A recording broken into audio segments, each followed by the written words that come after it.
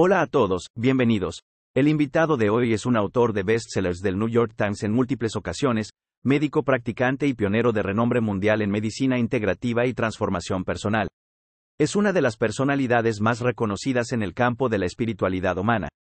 Ha escrito unos impresionantes 90 libros y no muestra signos de detenerse, a menudo trabajando en varios libros al mismo tiempo.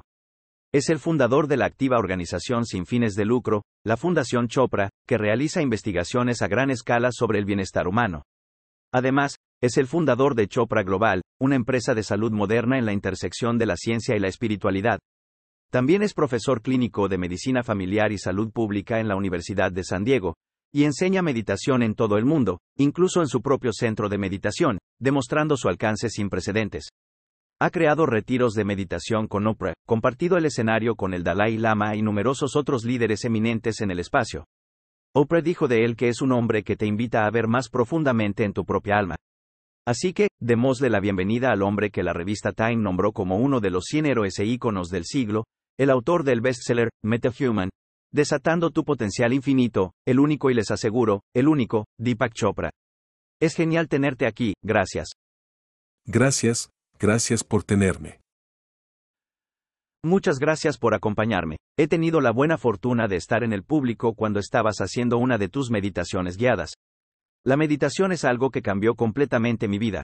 Lo que me encanta de tu historia, sin embargo, es que tomaste un camino bastante extraño para llegar a donde estás ahora. Y me encantaría repasar algo de eso porque comenzaste como un médico bastante convencional. ¿Cómo fue eso? ¿Cuándo empezaste a pensar que podría haber algo más? Hice mi entrenamiento en medicina interna, obtuve la certificación en ella, y luego continué entrenándome en algo llamado endocrinología, que es el estudio de las hormonas, y luego en neuroendocrinología, que es en realidad la química del cerebro. Y cuando estaba entrenando, esto fue en los años 70, a mediados de los 70, teníamos una nueva técnica llamada radioinmunoensayo que acababa de ser descubierta. Las personas que realmente crearon la técnica ganaron un premio Nobel en medicina. Rosalind Yalow era la científica. Recuerdo que podías medir por primera vez productos químicos, se llaman péptidos, en el cerebro. Y lo que reconocí inmediatamente, con la ayuda de mis colegas, fue que la química del cerebro era la clave para la conexión entre lo que estaba sucediendo en tu vida interior y lo que estaba sucediendo en tu cuerpo. Estos productos químicos, llamados neuropéptidos, neuro significa en el cerebro, péptidos son proteínas, y en realidad son las moléculas de la emoción. Serotonina, dopamina, oxitocina, opiáceos. La gente está adicta a los opiáceos en estos días, pero también produces tus propios opiáceos. De hecho, una vez que comenzamos a mirar estos productos químicos, nos dimos cuenta de que también eran inmunomoduladores. Modulan el sistema inmunológico, lo ajustan. Si tienes un sistema inmunológico muy agresivo, obtienes cosas como enfermedades autoinmunes, alergias. Si tienes un sistema inmunológico muy inactivo, eres más propenso a infecciones y cáncer. Pero estos péptidos son neuroinmunomoduladores y ajustan finamente la actividad del sistema inmunológico. De repente, vi la conexión entre la mente, el cuerpo y el espíritu.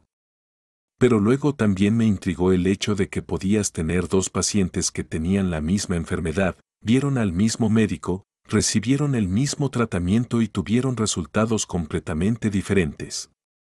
Uno podía sobrevivir, uno podía morir, y entre ellos había una amplia gama de resultados. Eso me llevó a la medicina. Mente-cuerpo, y finalmente a la medicina integrativa. Entonces, cuando comenzaste a mirar eso por primera vez, ¿cuál fue ese proceso de descubrimiento? Sé que eras un joven de los años 60, sé que probaste LSD. ¿Cuánto de esto te está mostrando que hay algo más allá de la medicina tradicional y cómo comienzas a unir esas piezas? Bueno, probé LSD cuando estaba en la escuela de medicina, 2 veces. No tenía ni siquiera 20 años en ese momento y me dio la perspectiva de que nuestra experiencia normal y cotidiana, o lo que llamamos realidad, es la hipnosis del condicionamiento social, que en realidad la realidad cambia a medida que tu conciencia cambia. Así que, metafóricamente hablando, tuve mi primer vislumbre de la matriz y decidí que no quería saber lo que sabemos, sino cuál es la fuente del conocimiento. Está bien, no es lo que sabes, sabes lo que sabes estos días. Puedes buscarlo, ve a Google y búscalo. Así que no es importante que saber, cualquiera puede descubrir cualquier cosa sobre cualquier cosa en estos días, puedo buscar cuántas galaxias hay en el universo o cómo funciona la epigenética o cómo funciona el cerebro. Esa no es la clave de la creatividad. La clave de la creatividad y la conciencia superior es cómo sabes lo que sabes. ¿Cuál es la fuente del conocimiento y la experiencia? ¿Qué es lo que conoce la experiencia del cuerpo? ¿Qué es lo que conoce la experiencia de la mente? ¿Qué es lo que conoce la experiencia llamada el color rojo y dónde está ocurriendo esa experiencia? Mucha gente te dirá que está en el cerebro, pero puedo asegurarte que no hay colores en el cerebro. No hay color rojo cuando miras el color rojo. No hay color en el cerebro, o si imaginas el color, o si imaginas un hermoso atardecer, o si imaginas tus experiencias con tu madre o cualquier emoción. El cerebro solo muestra actividad química, eso se llama el problema del corazón de la conciencia. Entonces, ¿cuál es la fuente? Defínelo para nosotros, hay una especie de salto que no se entiende, hay algún evento de umbral de todos estos átomos agrupándose en esta cosa que llamamos un ser humano y esta cosa que llamamos un cerebro humano, pero aún hay un momento desconocido en el que nos volvemos conscientes, ¿es de lo que estás hablando? No, el problema del corazón de la conciencia se expresa simplemente en una frase. ¿Cómo los productos químicos y los átomos y la neuroquímica o la neuroelectricidad producen esta experiencia? No hay explicación para esto. Me estás mirando ahora mismo, todo lo que llega a tus ojos son fotones invisibles. No hay ondas rojas llegando a tus ojos, fotones invisibles. No tienen color, no tienen forma, ni siquiera tienen unidades de masa, así que no tienen ninguna dimensionalidad. Los fotones a los que estás expuesto en este momento que te están dando la experiencia de tu propio cuerpo, todo lo que te llega es información eléctrica. Todo lo que va a tu cerebro es una corriente eléctrica, se llama potencial de acción, pero estás experimentando esto, estás experimentando tu propio cuerpo, estás experimentando pensamientos. De hecho, tu experiencia de ver lo que llamamos realidad, la realidad cotidiana, créalo o no, ningún neurocientífico puede decirte cómo sucede eso.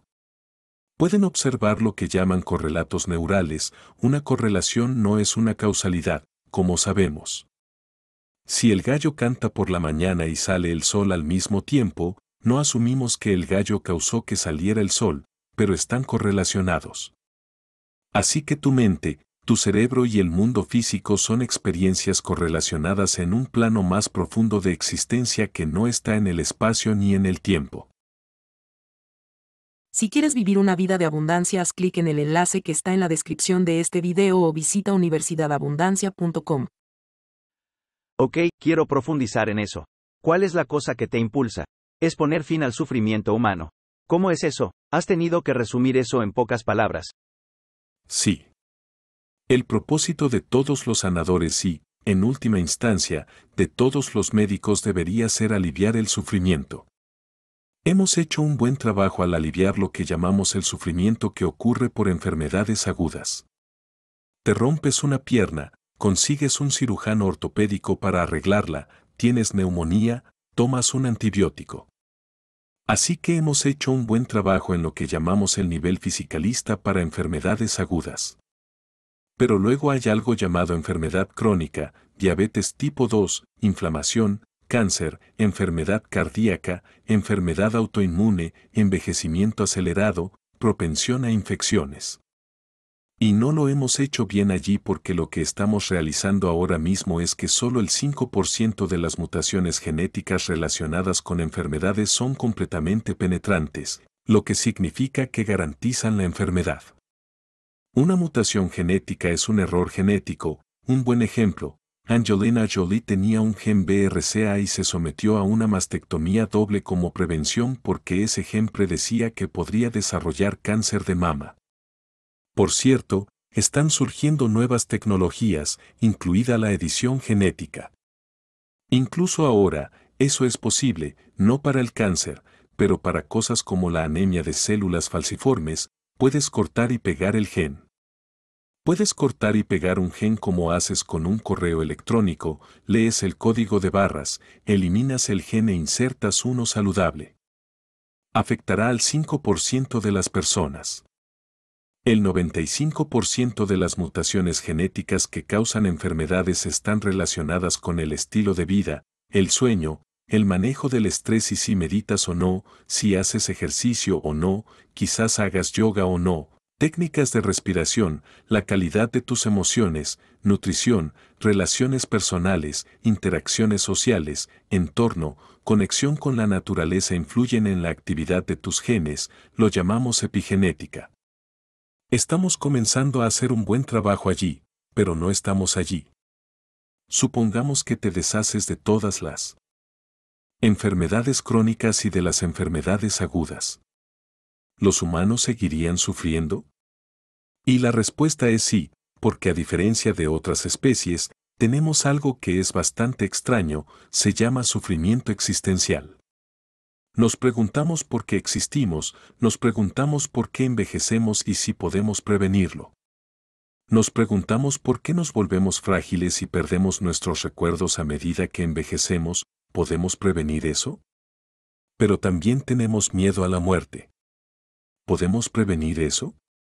Y la respuesta es que la muerte biológica se basa en una premisa falsa, que eres tu biología y eres tu cuerpo y tu mente. A donde voy con el problema del corazón de la conciencia es que no eres tu cuerpo, no eres tu mente, no eres la experiencia del mundo, eres la conciencia en la que ocurre toda esta experiencia. Observar un pensamiento es saber que no eres un pensamiento, observar una emoción es saber que no eres la emoción, observar el cuerpo es saber que no eres este conjunto de sensaciones y percepciones. Entonces, ¿quién eres tú? ¿Qué es lo que conoce un pensamiento? ¿Qué es lo que conoce una percepción, el color rojo? ¿Hay un color rojo en alguna parte del universo físico o es solo una experiencia? Te garantizo que ningún científico puede decirte que el color rojo existe como una entidad física en el universo. Es una experiencia en la conciencia humana, no en la conciencia de un murciélago, que no ve colores, sino que experimenta el eco del ultrasonido. Entonces, ¿qué es el color rojo para un murciélago?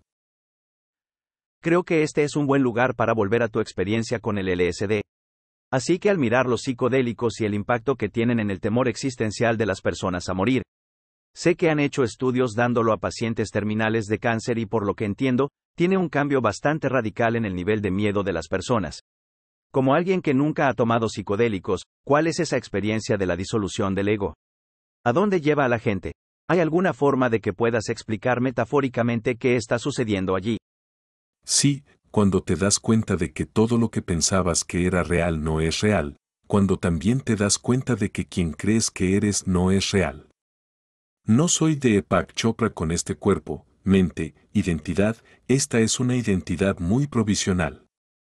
Si digo que soy mi cuerpo-mente, sabes, una vez fui un óvulo fertilizado, luego fui un cigoto, un embrión, un bebé, un niño pequeño, un joven adulto y ahora esto, y esto desaparecerá. Pero cuando te das cuenta de que tu nombre, tu forma y todo lo que ves es provisional, dos cosas le suceden a algunas personas. Tienen lo que solo podríamos llamar metafóricamente la noche oscura del alma, caen en una profunda depresión porque todo lo que pensaban que era real ya no es real, incluido su propio nombre, forma, cuerpo y mente. Algunas personas se asustan tanto que tienen un mal viaje.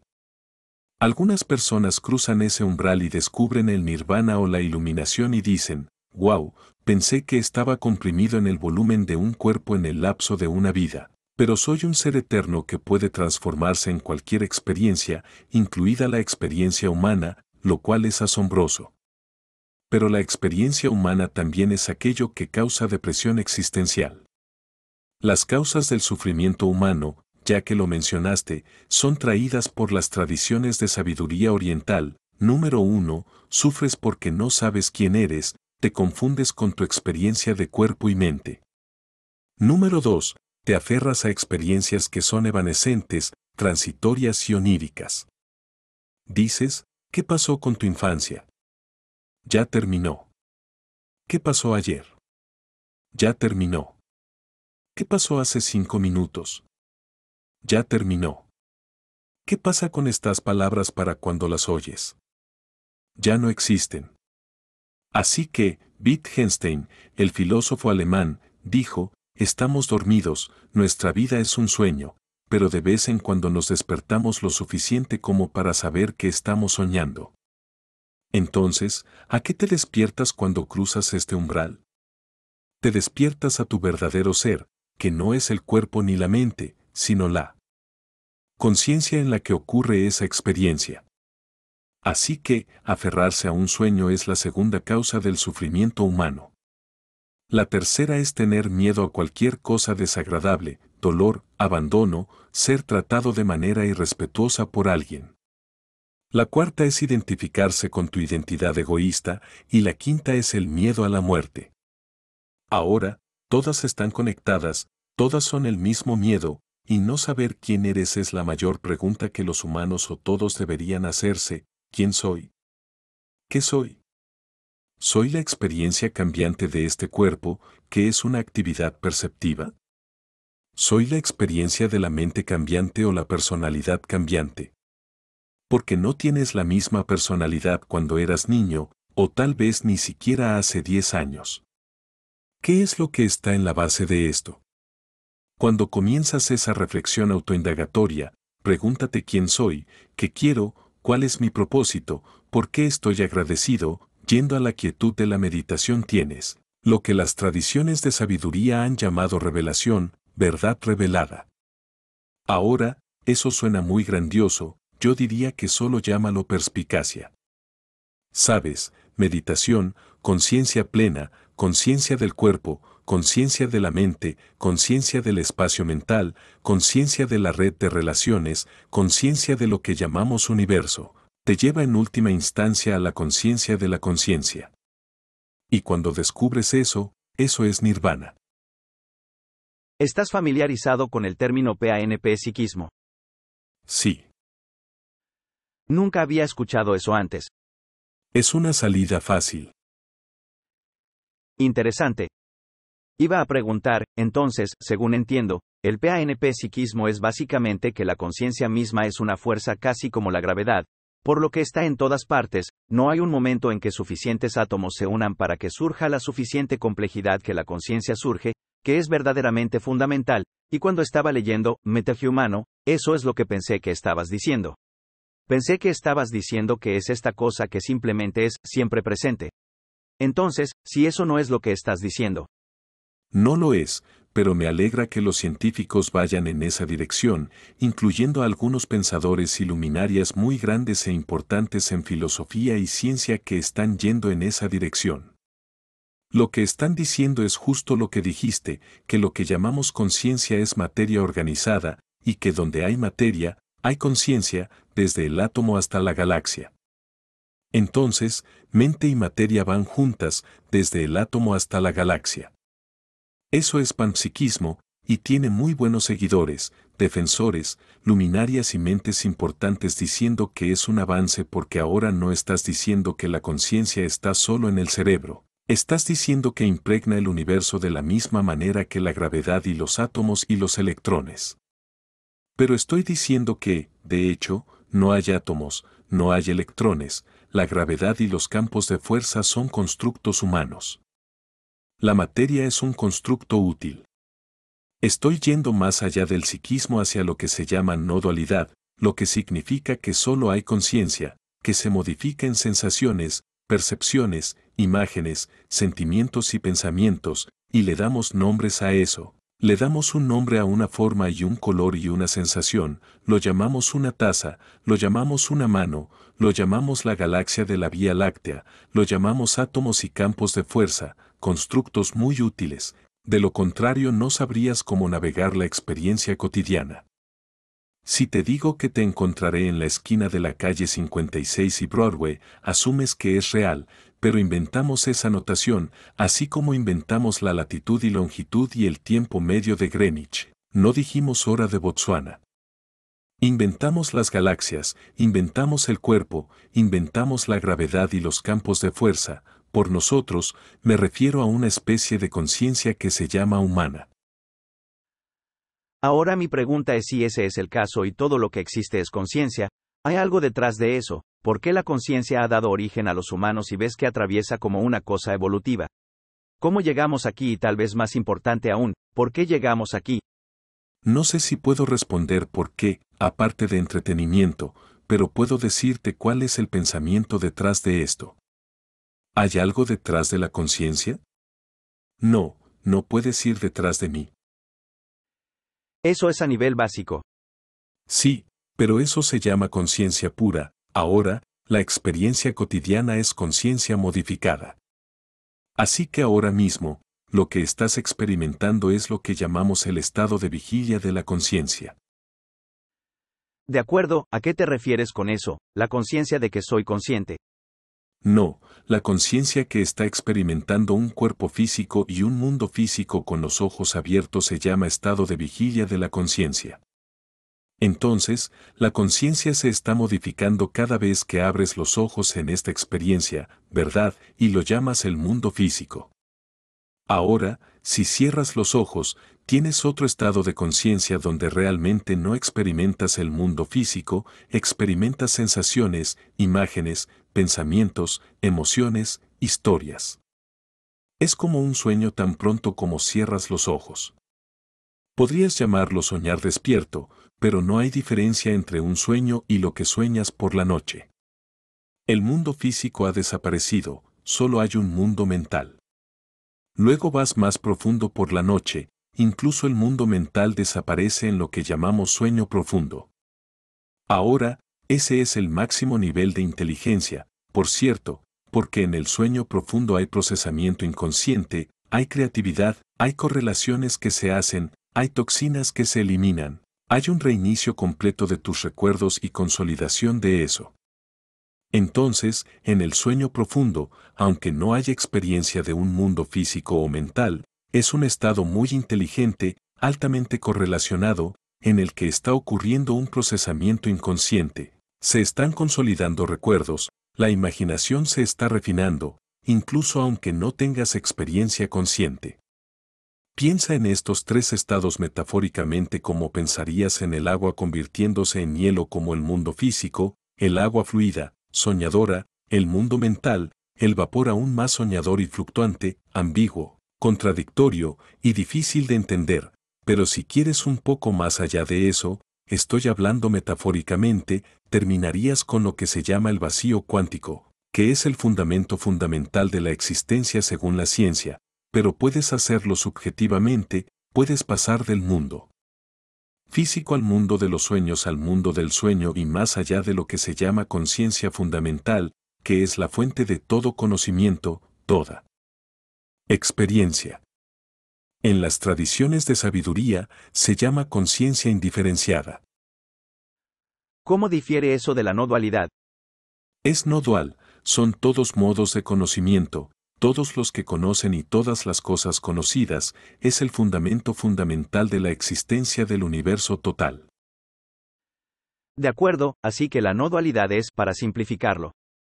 No hay sujeto-objeto, es solo una cosa, lo que asumo que dirías es conciencia pura, la división sujeto-objeto es artificial, la realidad es una totalidad que incluye todos los sujetos, todos los objetos y todos los modos de conocimiento.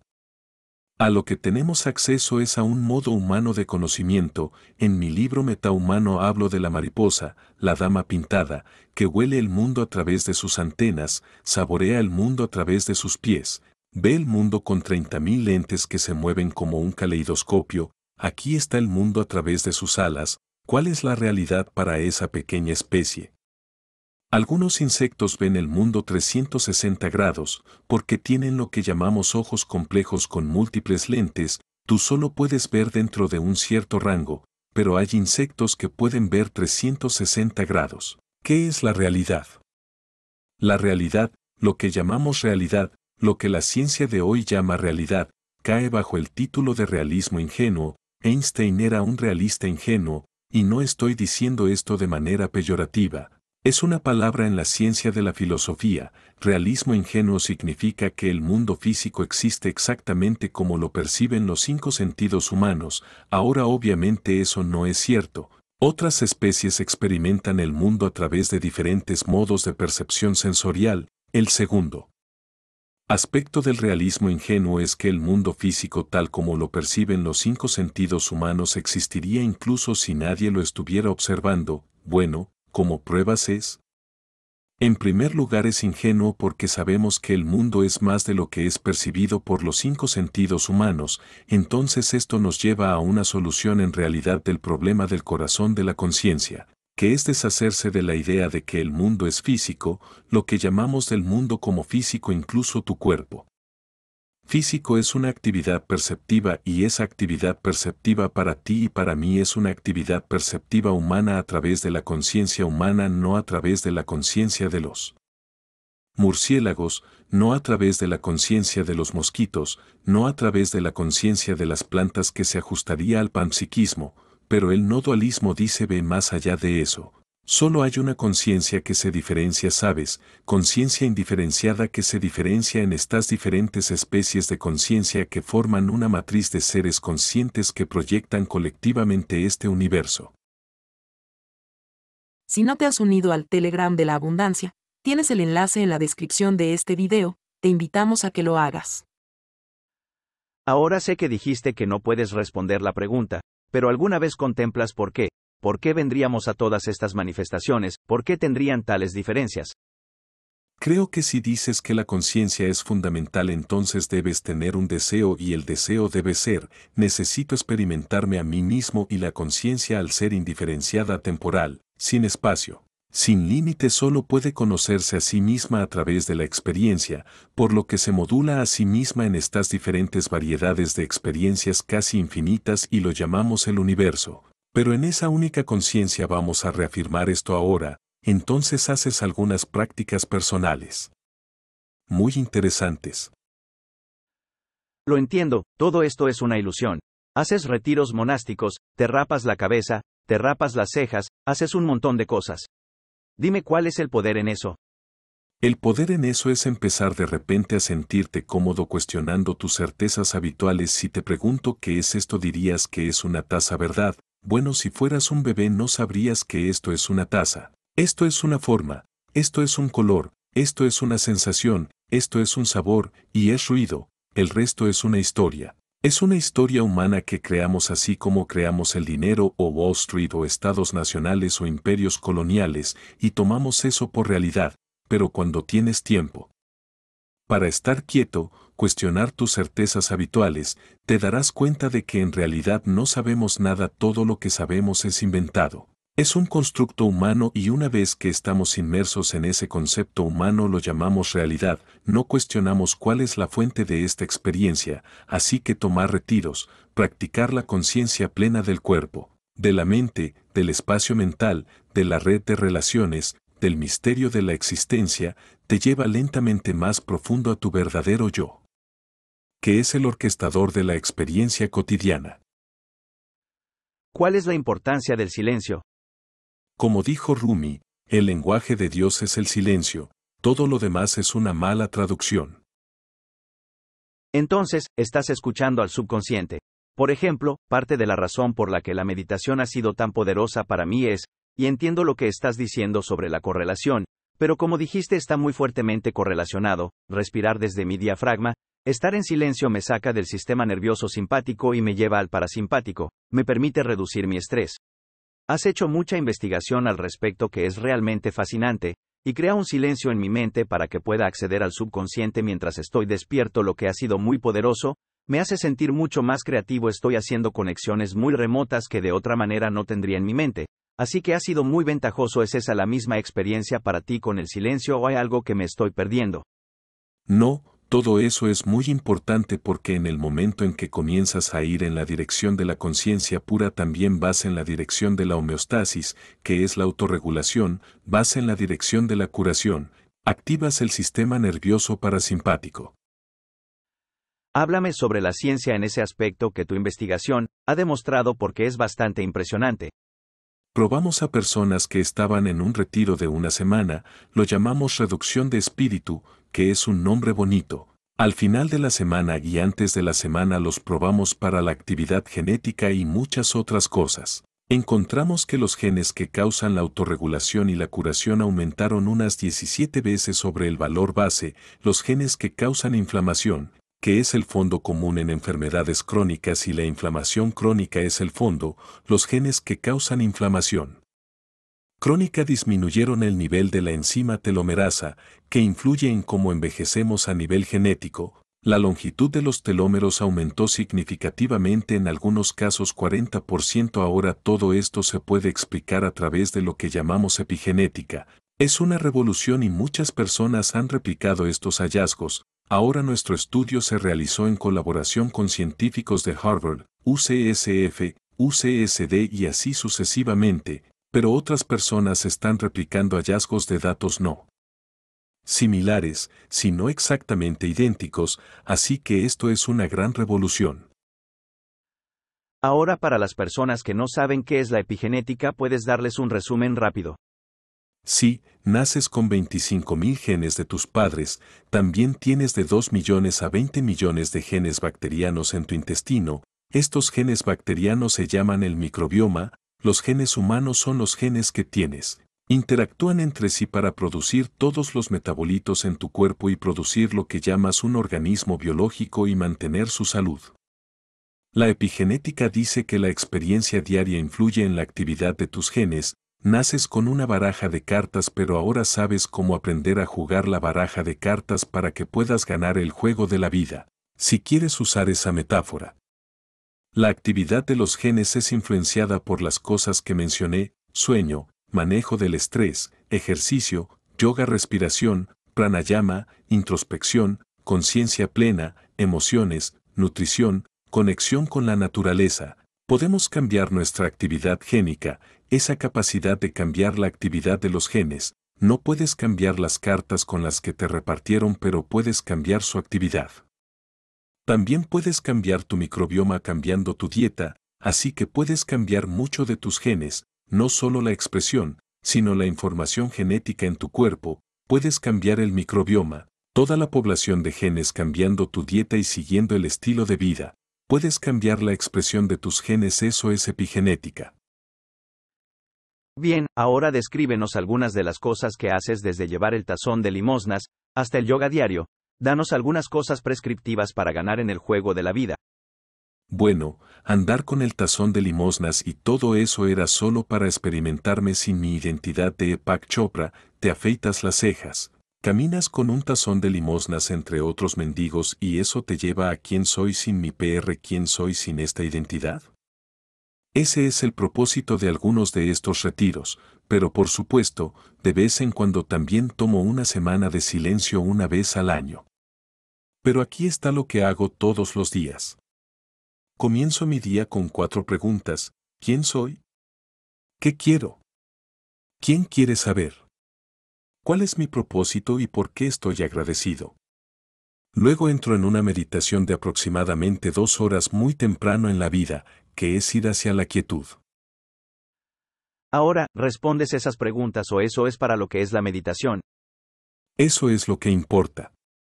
Vives las preguntas, la conciencia te lleva a las respuestas porque la conciencia es infinita y hay infinitas correlaciones, no tienes que preocuparte por las respuestas. ¿Sabes? Es algo antiguo, pregunta y recibirás. La vida no examinada no vale la pena vivirla, así que simplemente practicas eso todos los días. Luego hago alrededor de 1 hora y media a 2 horas de meditación en la quietud, que incluye conciencia plena del cuerpo, de la mente y todo eso. Luego hago yoga, así que me lleva alrededor de 3 horas hacer mi rutina matutina. Normalmente no empiezo mi día hasta las 11.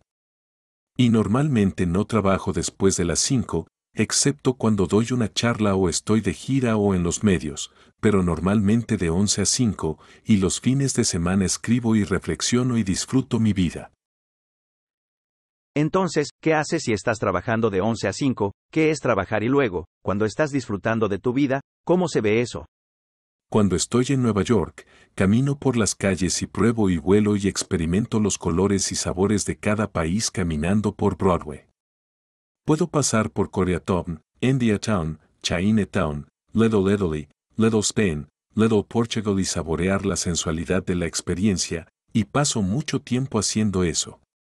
En cuanto al trabajo, en realidad no tengo ningún trabajo en este momento, excepto que escribo libros y doy discursos, lo cual es como aprendo yo mismo, lo que sea que esté luchando por resolver, lo escribo y luego, si veo algo de claridad, lo publico. Eso es trabajo, pero no lo veo como trabajo, lo veo como juego. Ahora has dicho que ya no piensas en el envejecimiento, piensas que la búsqueda de toda esa línea de investigación es un error. ¿Qué quisiste decir con eso? No pienso en el envejecimiento. Tengo 73 años y mi próximo capítulo es la muerte, así que, ya sabes, pienso en el envejecimiento. No soy engañado por el constructo, porque no creo que la conciencia, al ser informe e infinita, esté sujeta ni al nacimiento ni a la muerte. Esto es unas vacaciones que estamos teniendo en el planeta Tierra en este momento, así que más vale disfrutarla. Pero la muerte no es el fin de la conciencia, es el fin de cierta trama en la conciencia, una cierta interpretación de percepciones, imágenes, sentimientos, pensamientos y la trama, por supuesto, es la mente condicionada. Tan pronto como naces, dices, oh, eres indio, eres hombre, vienes de una familia rica o pobre, esta es tu religión, y ahora estás confundido desde tu verdadero yo hacia esta identidad provisional. Así que no es que no piense en eso, me pregunto qué hay más allá de mi identidad provisional, habito en eso y eso tiene un resultado muy interesante, que es el resultado en cada tradición espiritual. Solo hay tres cosas que suceden, por cierto, en una experiencia religiosa o tradicional. Uno es la trascendencia, que no eres una entidad en el espacio y el tiempo, que tu verdadero yo es una conciencia libre sin forma infinita sin límites, y número 2, tienes la emergencia de lo que normalmente se refieren como verdades platónicas, bondad, belleza, armonía, amor, compasión, alegría, ecuanimidad, y número 3, pérdida del miedo a la muerte. No hay nada más importante que tener esas tres experiencias y han sido parte de cada tradición sabia durante miles de años. Háblame sobre el amor, es interesante para alguien que comenzó con la neuroquímica y que probablemente podría darme un desglose muy detallado de los neurotransmisores involucrados en el amor. Por supuesto, la oxitocina y la serotonina, pero esas son solo modelos, son construcciones. El amor no es un sentimiento, el amor no es una emoción, el amor es la verdad última en el corazón de la creación, que es la conciencia de unidad, una conciencia diferente en modos infinitos de experiencia, ruido infinito, modos infinitos de conocimiento, fenómenos infinitos conocidos, todo generado dentro del uno mismo, al igual que cuando eras solo un óvulo fertilizado. Eras una célula madre de células madre pluripotenciales que se convirtió en ojos, nariz, uñas, corazón, cerebro, esa célula. Se diferenció en todas estas células diferentes, cada una con su propia modalidad de experiencia. De esa manera, la mente, la conciencia se diferencia en lo que llamamos el universo con cada especie de conciencia que conoce el universo a su manera única, porque en última instancia no hay universo, es otra construcción. Cuando estás meditando, ves imágenes. ¿Cómo es eso? Ayúdame a diferenciar entre la conciencia siendo algo así como el suelo y el amor siendo el suelo son uno y lo mismo. Amor puro, conciencia pura, conocimiento puro, creatividad pura, son lo mismo. Interesante, porque yo pienso, lo entiendo, estoy atrapado en la experiencia humana, pero pienso en el amor como una molécula de emoción, lo pienso como una experiencia, me resulta difícil entender. Es la fuente de esas moléculas, las moléculas de emoción son construcciones humanas, pero es la fuente del sentimiento que tienes. Pienso en mi madre en este momento, que se fue hace mucho tiempo y tan pronto como pienso en la palabra madre, veo su imagen y no está en mi cerebro, solo hay química en mi cerebro, la imagen está en mi conciencia. Tan pronto como pienso en ella, de hecho, puedo escuchar su voz, no hay sonido en mi cerebro, pero puedo escuchar su voz en mi conciencia, tan pronto como pienso en ella, siento una emoción, tal vez haya oxitocina en mi cerebro, pero no estoy experimentando oxitocina, siento esta inmensa emoción de alegría solo pensando en ella, incluso puedo oler su piel cuando era un bebé. ¿De dónde vino todo esto solo por pensar en la palabra madre? La palabra madre en la conciencia pura creó todo este gestalt de experiencias. Llamo a esto entrelazamiento de las cualidades en lugar de entrelazamiento cuántico. Qualia significa calidad de experiencia, sensaciones, imágenes, percepciones, sentimientos, pensamientos, en última instancia, eso es todo lo que hay, qualia o cualidades de experiencia. Las ratificamos, las objetivamos y las llamamos moléculas. ¿Cómo era tu mamá? Era la narradora de historias más asombrosa y todos los días nos contaba una historia magnífica antes de acostarnos, pero se detenía en lo que se llama un momento de tensión y luego decía, mañana quiero que termines esta historia por mí, asegúrate de que sea una historia de amor con un final feliz. Y eso influenció toda mi vida. Decidí que todas las historias son provisionales y las mejores historias son historias de amor.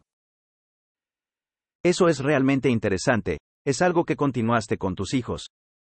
Lo continué con mis hijos, seguro.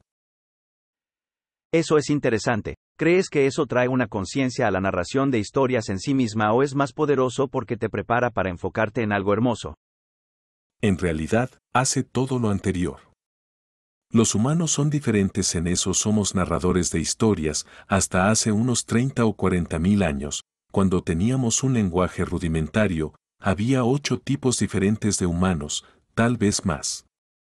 Somos Homo sapiens, lo que significa los sabios, nos dimos ese nombre, pero hay Homo erectus, Homo neanderthalensis, Homo floresiensis, y así sucesivamente.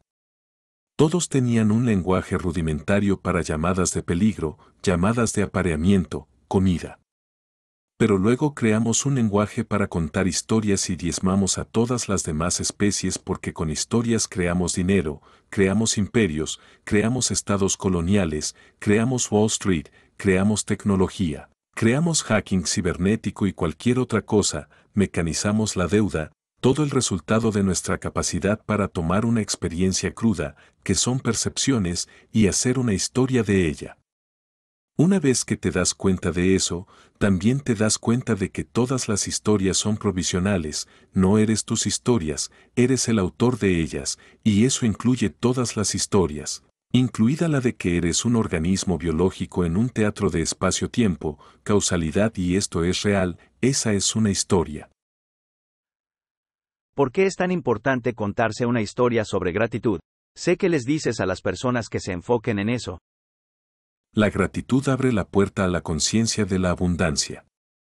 Cuando me siento agradecido por lo que ya tengo, me siento realizado y alegre, y si tienes gratitud, no puedes experimentar hostilidad al mismo tiempo. ¿Qué piensas que es el futuro de la medicina? Creo que el futuro de la medicina es la autorregulación. ¿Qué quieres decir con eso? Meditación, yoga, prácticas que estimulan el nervio vago y crean coordinación mente-cuerpo. Así que meditación, yoga, tai chi, qigong, artes marciales, saber cómo regular tu mente y cuerpo como una unidad. Pero además de eso, estamos en la inteligencia artificial y la tecnología más asombrosa que puede mejorar esa experiencia de autorregulación. Ya hay datos de que puedes ayudar a los niños con autismo a través de la realidad virtual cambiando sus expresiones faciales y dándoles retroalimentación sobre lo que podría ser la integridad emocional, o puedes cambiar la imagen que una persona anoréxica tiene cuando se mira en un espejo, o puedes deshacerte de una fobia a través de la realidad virtual o quemaduras, si alguien tiene quemaduras. Creas un entorno donde experimenten frío, estás en la nieve y así sucesivamente, todo a través de la realidad virtual. Es más efectivo que cualquier tratamiento para quemaduras. Tengo una versión de IA de mí mismo con la que ya hablo, para poder continuar con lo que estoy haciendo después de que esté muerto. También estoy muy comprometido con la realidad virtual y experiencias inmersivas en realidad virtual porque creo que ya estamos en una y podemos modificarla a través de la extensión de la realidad virtual. Creo que el futuro de la medicina es la tecnología más asombrosa con el entendimiento más asombroso de la conciencia. Como pregunta final, ¿cuál es el impacto que quieres tener en el mundo? Solo quiero que la gente diga estuvo este tipo, ya se fue, ahora continuemos desde donde se fue y veamos cómo podemos continuar esta exploración. En realidad, el viaje no tiene fin, el punto de llegada siempre es ahora. Bien, es un vasto mundo que este hombre crea, ni siquiera diría que habita, que crea. Ha escrito sobre tantos temas y ha extendido esta noción de no dualidad a tanta gente y realmente ha ayudado a llegar a innumerables vidas y hacer que la gente piense de nuevas maneras. Les animo a que lo comprueben para cambiar su conciencia y sí, esperemos terminar con el sufrimiento humano.